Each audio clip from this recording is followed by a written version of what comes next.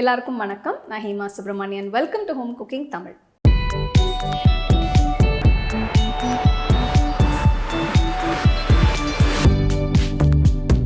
இன்றைக்கி நான் உங்களுக்கு ஒரு அருமையான மட்டன் டிஷ் செஞ்சு காட்ட போகிறேன். மட்டன் கோலா உருண்டை, மட்டன் பிரியாணி, மட்டன் குழம்பு, இந்த மாதிரி ரெசிபீஸ்லாம் நிறைய செஞ்சுருக்கேன்.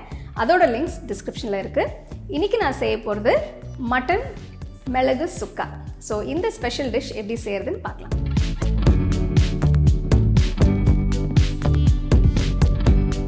To watch this recipe in English, click on the link given in the description box. உங்களுக்கு இந்த ரெசிபி பிடிச்சதுன்னா லைக் பண்ணி, ஷேர் பண்ணி, ஹோம் குக்கிங் தமிழ் சேனலுக்கு சப்ஸ்கிரைப் பண்ணுங்கள்.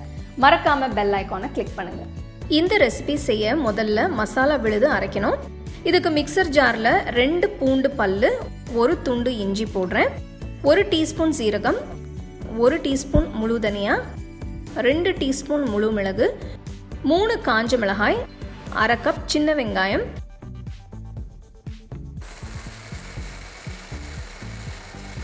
கொஞ்சமாக தண்ணி ஊற்றி விழுத அரைச்சிக்கோங்க.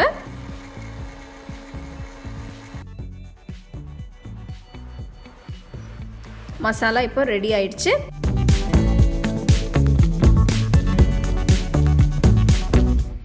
நான் 250 கிராம் எலும்பில்லாத மட்டன் துண்டுகளை நல்லா கழுவி எடுத்து வச்சுருக்கேன். அரைச்ச மசாலா விழுத இதில் ஊற்றுங்க. மசாலாவையும் மட்டனையும் நல்லா மிக்ஸ் பண்ணுங்கள்.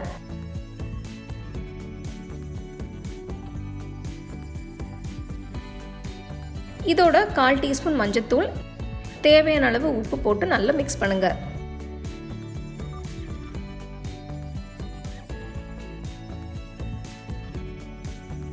பதினஞ்சு நிமிஷத்துக்கு ஊற விடுங்க.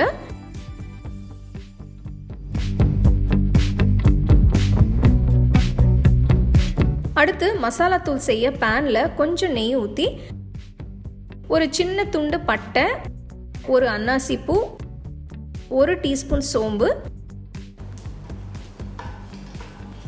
இதை லேசாக வறுத்தா போதும். வறுத்த மசாலா பொருட்களை நல்லா தட்டி எடுத்து வச்சிருங்க.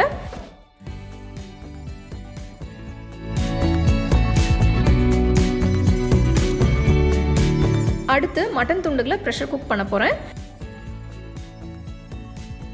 இதில் 1 கப் தேங்காய் பால் ஊற்றி குக்கரை மூடுங்க.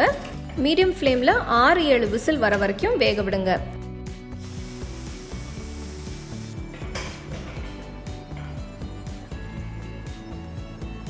மட்டன் நல்லா வெந்திருக்கு.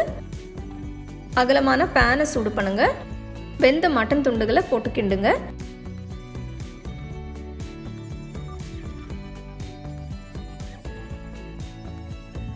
கொஞ்சம் உப்பு போட்டு கிளறுங்க.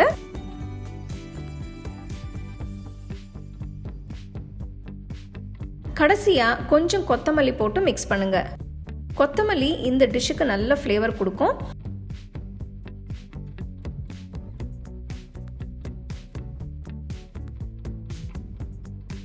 நெக்ஸ்ட் 1 டீஸ்பூன் நெய் ஊற்றி 1 டீஸ்பூன் தட்டின மசாலா தூளை போட்டு கிளறுங்க.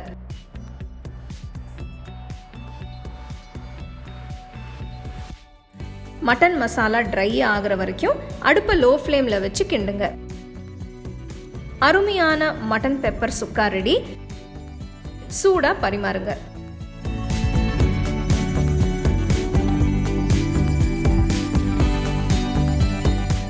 அருமையான மட்டன் மிளகு சுக்கா எப்படி செய்யுதுன்னு பார்த்தீங்க. ஸோ இந்த ரெசிபிக்கு நான் போன்லெஸ் மட்டன் யூஸ் பண்ணியிருக்கேன். இந்த டிஷ் நீங்கள் ரசம், சாம்பார் இதெல்லாம் வச்சு தொட்டு சாப்பிட்டிங்கன்னா ரொம்ப அருமையாக இருக்கும். ஸோ கண்டிப்பாக இந்த டிஷ்ஷை நீங்கள் ட்ரை பண்ணி ருசிச்சு சாப்பிடுங்க. You can get a copy of our first edition of the home cooking book on 21 frames.